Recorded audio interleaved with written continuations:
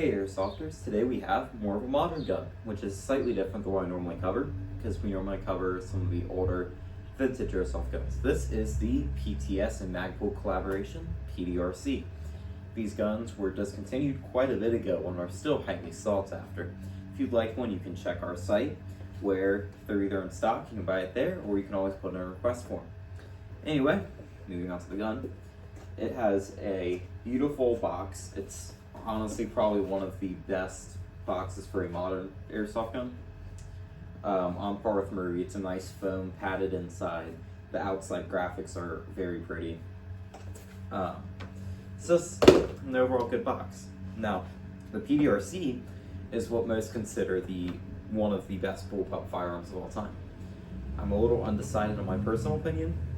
It has some good features and some features I don't like, but Ares did an amazing job bringing it to airsoft form with all of its quirks that the real firearm has. So starting at the front, it does come with a removable safety barrel cover. You also have your non-threaded flash hider. Here you have a non-functional charging handle. It is ambidextrous. Everything on this replica is ambidextrous. You also notice the P90 style of front grip. This is what the P90 and a couple other bullpups use. It's fairly comfortable. Moving back, you have another button, and this right here is on the rear one what would change your ejection port. So because this rifle is fully ambidextrous, this button here changes the side it ejects from. And there's a matching button on the other side, so it can eject from left to right. Of course, this isn't shell ejecting. You have your mag release here. Again, left and right sides, it is ambidextrous, and that drops your included stubby little PMag. That does come with the replica. I think it looks really good with it. It does take normal M4 mags. I have had problems in the past with these, with using other mags, such as specifically G&G and G&P. I have not tried any other mag brands with this, but you will also see on the bottom, you have texturing here, and your battery storage is in the grip. So to get to your battery, you simply push this little pin here forward, this plate comes off, your battery goes in. You have a Glock style safety.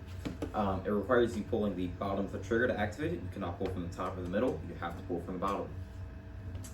This also has an AUG style safety, or AUG style trigger, So pulling it halfway, you will feel that there is a distinct semi-auto, but if you pull it all the way, you will feel a little wall and a break. This is your semi, and if you continue pulling it, you'll hit your full auto round setting. So, a lot of fields are iffy about triggers like that, and unfortunately, unlike the AUG platform, this cannot be blocked with a new selector switch. To adjust your hop-up, there's a pin right here. You push it inwards, and you pull up on this plate right here, and it allows you to see your hop-up adjustment in this little hole. The hop-up is very hard to adjust, but unfortunately that's one of the quirks with this replica. Trademarks are all there, and these are serialized. To my knowledge, there were not a ton of these made, because each has an individual serial number. The body is very high quality polymer. No real complaints there. It's a fairly light rifle system. One thing I don't like is how stiff the mag release is. It's very hard to actuate with just a trigger finger. Maybe that's because this rifle's new. It's just something that's hard to properly contact. So the gearbox sits in the rear here, but unfortunately, due to how small this rifle is, it's a very compact rifle, the gearbox isn't full length, and it doesn't have enough room for a full cylinder. So what Ares did in classic Ares fashion is made it way more complicated. So the nozzle for the gearbox actually sits up here, and a tube carries BBs from the mag right here all the way up here to where the nozzle cycles.